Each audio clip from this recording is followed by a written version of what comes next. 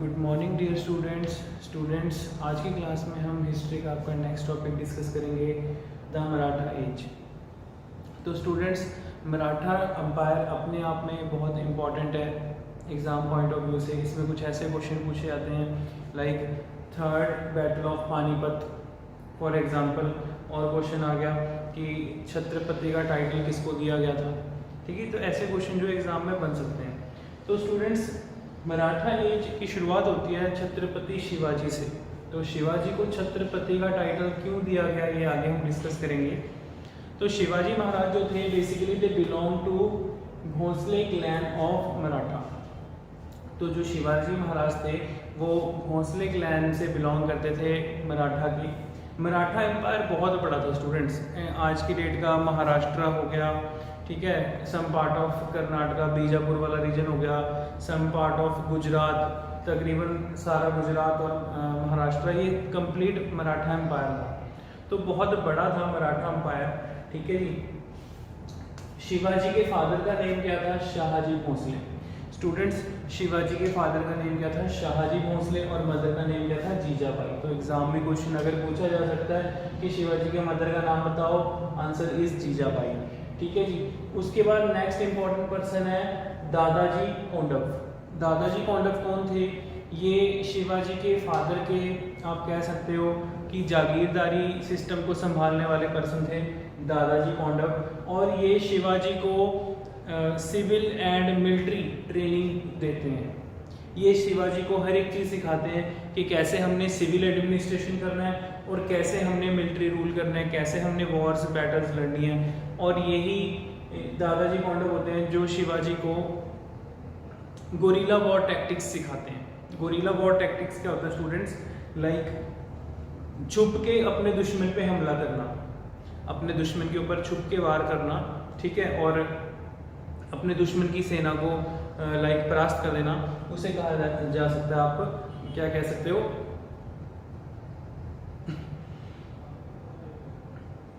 Next point है spiritual गुरु कौन थे?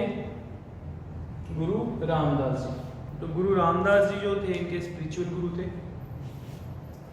Shivaji conquered the forts which he had surrendered to the Mughals। Shivaji जो थे, आप ये कह सकते हो कि मुगल्स के नाक में इन्होंने दम करके रख दिया था। और औरंगजेब के साथ कभी भी, औरंगजेब ने कभी भी शिवाजी के साथ आमने सामने की वॉर नहीं लड़ी। तो एक बार होता क्या है, औरंगजेब जो है वो अपने एक मनसबदार, ठीक है, या मनसबदार भी होता है, औरंगजेब का दोस्त भी होता है, ठीक है, अम्बेर का राजा, राजा जय सिंह, उसे कहते हैं कि तू शिवाजी को हरा, अपनी सेना लेके जा, शिवाजी के साथ लड़, उनको हरा, ठीक है, और या फिर कैप्चर करके मेरे पास ले गया। तो होता क्या है जी, बेसिकली राजा जय सिंह जो है वो राजपूत रूलर होता है, ठीक है, शिवाजी के साथ जो है वो डिस्कशन करता है कि अपनी सेना लेके जाता है, भी चलो आपको औरंगजेब ने बुलाया, नहीं तो मेरे साथ वॉर लड़ो, ठीक है, अदरवाइज हमारे साथ चलो। तो शिवाजी जो है वो चले जाते हैं, कहते हैं कि ठीक है जी, औरंगजेब ने बात वगैरह कुछ करनी होगी, जाके देखते हैं। तो शिवाजी को किले में बंदी बना लिया जाता है, अरेस्ट कर लेते हैं। देन वहाँ से भी शिवाजी बच के निकल आते हैं। तो जब शिवाजी को जेल में ले जाया जा रहा होता है तो शिवाजी एक फलों की टोकरी में, एक बहुत बड़ा सा टोकरा सा होता है, उसमें बच के छुप के बाहर, महल से बाहर आ जाते हैं और वहाँ से भागने में कामयाब हो जाते हैं। फिर इस तरीके से शिवाजी ने औरंगजेब के लगभग 12 किलो के ऊपर अपना कब्जा किया था, अपने कंट्रोल में ले लिया था। और धीरे धीरे जब औरंगजेब, आप ये कह सकते हो, उसकी पावर जब डिक्लाइन करने लगी, तो औरंगजेब भी मजबूर हो गया था, वो मराठास को लाइक डिफीट ही नहीं कर पा रहा था, डेक्कन, दक्षिण भारत को जीत ही नहीं पा रहा था, ठीक है। तो स्टूडेंट्स, इसी तरीके से he defeated Mughals forces in the battle of Salher in 1672, मतलब कि बैटल ऑफ सलहार में शिवाजी ने मुगल्स फोर्सेस को हराया, ठीक है। He crowned in 1674 at Raigad assumed the title of Hindu Dharmodharak. Hindu Dharmodharak means Hindutva की रक्षा करने वाला, प्रोटेक्शन ऑफ द हिंदुइज्म। तो वहाँ पर से छत्रपति शिवाजी अपने आप को टाइटल देते हैं, शिवाजी महाराज अपने आप को टाइटल देते हैं छत्रपति का सारा जो मराठा एम्पायर है वो मेरी छत्र में, मेरे अंडर जो है बहुत ज़्यादा डेवलप करेगा। तो शिवाजी इस चीज़ को, अपनी कमिटमेंट को कंप्लीट भी करते हैं, वो मराठा एम्पायर को डेवलप भी करते हैं, मींस अपनी मिलिट्री स्ट्रेंथ, अपने एडमिनिस्ट्रेशन को अच्छा करते हैं। ठीक है जी। Shivaji divided their territories under his rule into 3 provinces. 3 provinces, प्रांतों में डिवाइड करते हैं। आगे प्रांतों को फरगनाज, तारक्स और पाटिल में डिवाइड किया जाता है। पटेल्स जो होते हैं बेसिकली वो विलेज हेडमैन को कहा जाता है। ठीक है। तारक्स मीन्स आप ये कह सकते हो स्मॉल सब डिस्ट्रिक्ट्स, सब डिविजन्स, और फरगनाज आप कह सकते हो डिस्ट्रिक्ट्स को। ठीक है। तो इस तरीके से जो है एडमिनिस्ट्रेशन कंट्रोल करने में ईजी हो तो उन्होंने स्टेट को डिवाइड कर दिया था। ठीक है जी। Clear students. सो आगे देखते हैं नेक्स्ट, शिवाजी एडमिनिस्ट्रेशन बाय अष्टप्रधान। तो शिवाजी के दरबार में उनके जो 8 खास मंत्री थे, उनके जो कैबिनेट मंत्री थे 8, उनको कहा जाता था अष्टप्रधान। और शिवाजी के टाइम पर जो रेवेन्यू सिस्टम था, रेवेन्यू कलेक्ट किया जाता था, उसको एक रेवेन्यू था चौथ, एक था स्वदेशमुखी। स्वदेशमुखी इज 1/10 ऑफ लैंड, जो भी लैंड रेवेन्यू कलेक्ट करना है उसका 10वां हिस्सा 1/10, और चौथ जो था वो 1/4 हिस्सा हुआ करता था, 1/4। तो एक टाइम ऐसा आ गया था पेशवास के टाइम पे स्पेशली कि जो मुगल्स हैं वो इंडिया में रहने के लिए मराठाओं को टैक्स पे कर रहे थे चौथ। ये जो चौथ टैक्स था, मराठा अपने आसपास के प्रोविंसेस के रूलर से ये टैक्स कलेक्ट करते थे। मतलब मराठा इतने पावरफुल हो गए थे कि जो भी रूलर उनको ये चौथ टैक्स नहीं पे करेगा तो मराठा उसके ऊपर हमला कर सकते हैं। तो इस तरीके से स्टूडेंट्स ये जो चौथ टैक्स है बेसिकली ये एक ऐसा टाइम आ जाता है मुगल्स के ऊपर कि ये चौथ टैक्स उनको पे करना पड़ता है मराठाओं को। सो स्टूडेंट्स इस तरीके से मुगल्स जो है वो इंडिया में रहने के लिए, ताकि उनके ऊपर हमला ना कर दे मराठा, ठीक है, वो टैक्स पे कर रहे हैं चौथ। ठीक है, आपको ये चीज़ समझ में आ गई। सो स्टूडेंट्स शिवाजी महाराज इतने ज़्यादा ब्रेव थे, उनके ऊपर बहुत बार हमले हुए, लेकिन फिर भी वो किसी भी हमले में, किसी भी वॉर में परास्त नहीं होते थे। ठीक है, हारते नहीं थे। ठीक है, एक शाइस्ता खान था, ठीक है, अफगान, उनके ऊपर हमला करता है, बहुत बड़ी हाइट होती है उसकी, 7-8 फुट लंबा होता है, और शिवाजी छोटी हाइट के थे। लेकिन शिवाजी के पास एक शेर का नाखून था, एक बहुत बड़ा पंजा होता है, ठीक है, शेर का पंजा अपने पास रखते हैं अपने जेब में, तो वो शाइस्ता खान को उस पंजे से मार के वहीं पे ढेर कर देते हैं। तो मतलब कि शिवाजी जो थे वो एक बहुत ही बचपन से एक बहुत ब्रेव हार्ट, एक आप ये कह सकते हो अच्छे बैटलशिप पर्सन थे। ठीक है, बट शिवाजी की डेथ के बाद नेक्स्ट उनके बेटे संभाजी रूलर बनते हैं। ठीक है, संभाजी जो थे वो एक बहुत अच्छे रूलर नहीं साबित हो पाते, और संभाजी के टाइम पे औरंगजेब का जो एल्डर सन होता है वो उसके पास हेल्प लेने के लिए आता है संभाजी के पास। संभाजी के पास से प्रोटेक्ट करने के लिए संभाजी उसको अपने पास से प्रोटेक्शन देते हैं। जब ये चीज़ के बारे में औरंगजेब को पता चलता है तो वो संभाजी को अरेस्ट करवा के एग्जीक्यूट करवा देता है, मरवा देता है। ठीक है जी, और फिर इस तरीके से संभाजी का जो यंगर सन था, ठीक है, उसको अरेस्ट करके जेल में डाल देते हैं शाहू को। फिर होता क्या स्टूडेंट्स कि एक ताराबाई थी, ठीक है, आप ये कह सकते हो कि ताराबाई और संभाजी के जो नेक्स्ट सन था शाहू, आपस में उनमें ही कॉन्फ्लिक्ट हो गया, उनमें ही डिफीट, आप ये कह सकते हो कि कॉन्फ्लिक्ट शुरू हो गया, एक दूसरे को हराने में लग जाते हैं कि कौन रूल करेगा कौन नहीं करेगा। इस चीज़ को लेके मराठास की पावर वीक होने लग जाती है, और फिर जाके इस प्रॉब्लम को सॉर्ट आउट करते हैं बालाजी विश्वनाथ राव। बालाजी विश्वनाथ राव जो थे वो पेशवा थे। स्टूडेंट्स, पेशवा कौन होते थे? अभी मैंने आपको बताया कि शिवाजी का जो एडमिनिस्ट्रेशन था उसमें जो अष्टप्रधानों में से ही जो प्राइम मिनिस्टर हुआ करते थे वो पेशवाज हुआ करते थे। ठीक है, तो स्टूडेंट्स आई होप आपको यहाँ तक ये चीज़ें क्लियर हो गई होंगी। ठीक है, take your time, note down these points. हाँ जी students, now come to the next point. Next is Peshwa. Peshwa जो थे स्टूडेंट्स, मैं अभी आपको बता चुका हूँ कि पेशवाज जो थे वो प्राइम मिनिस्टर हुआ करते थे शिवाजी के कोर्ट में, ठीक है जी। और पेशवाज में से जो बालाजी विश्वनाथ राव थे, बालाजी विश्वनाथ राव पेशवा जो थे, इनका टाइम पीरियड कब से 1730 से 1720। तो इनको जो है Shahu honoured him with the title of Senakarta in 1708 and made him Peshwa. तो बेसिकली बालाजी विश्वनाथ राव को जो शाहू होता है वो डिक्लेयर कर देता है जी अब से पेशवा ये होंगे।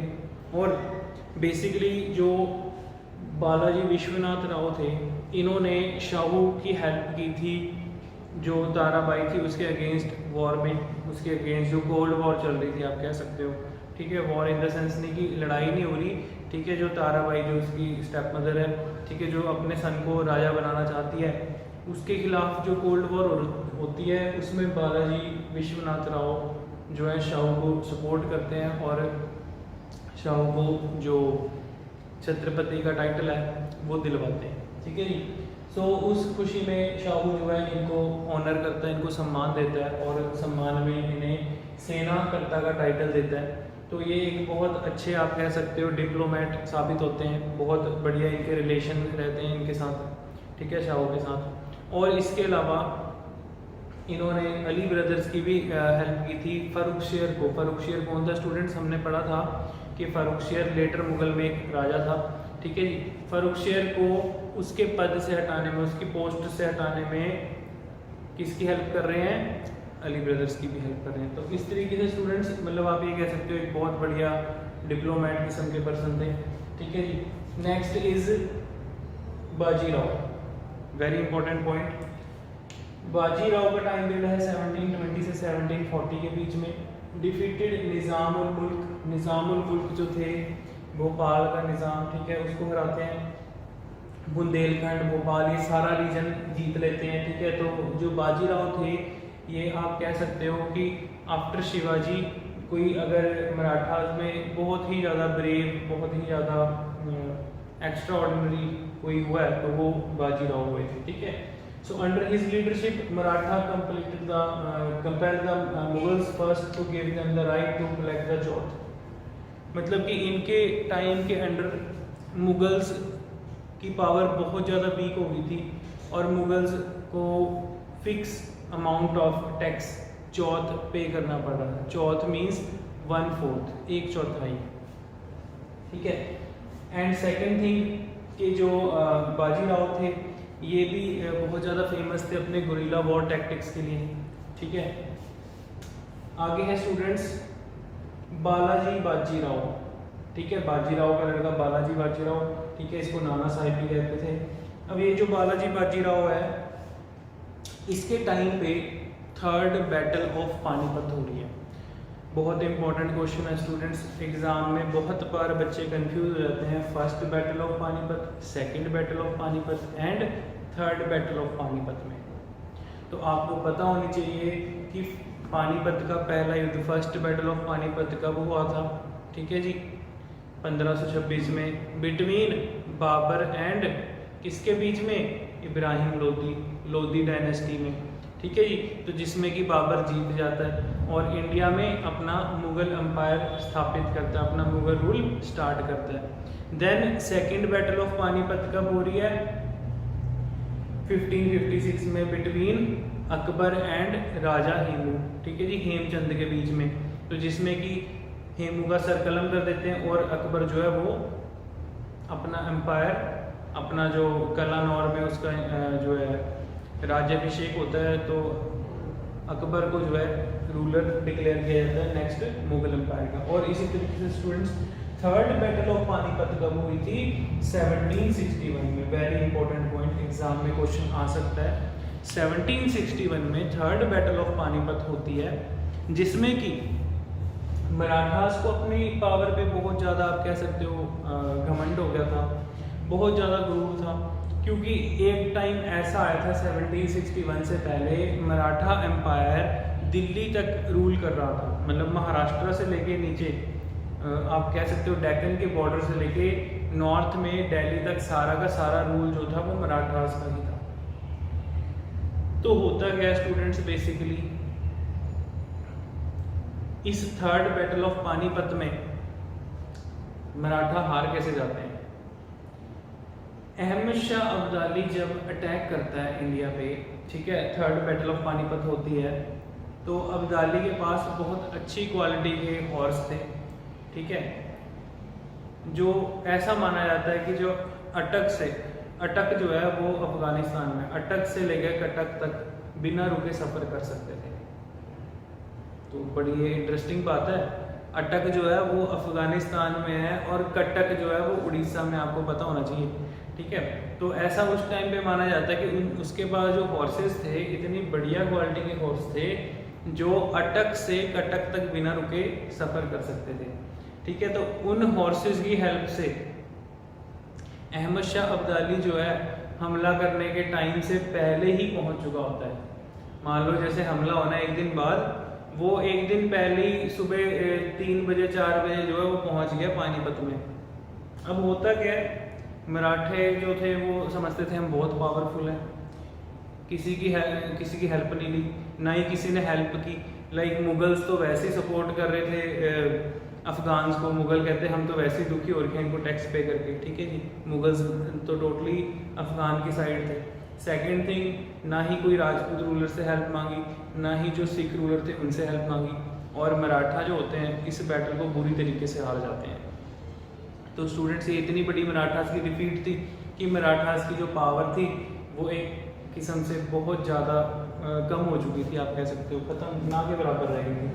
तो इसमें जो विश्वराव थे, सन ऑफ बालाजी बाजीराव या नाना साहेब के जो सन थे, उनकी डेथ हो जाती है, ठीक है। यहाँ पर अहमद शाह अब्दाली जो है लूट के जाता है इंडिया को फिर से, ठीक है, और थर्ड बैटल ऑफ पानीपत में मराठा हार जाते हैं। देन उसके बाद पेशवा माधव राव जो थे ये नेक्स्ट रूलर बनते हैं कुछ समय के लिए, लेकिन तब तक मराठास की पावर जो है वो एक किस्म से ख़त्म हो चुकी होती है, ठीक है जी। तो स्टूडेंट्स इस तरीके से मराठास ने भी एक टाइम देखा टॉप पर थे, फिर नीचे आ गए, ठीक है।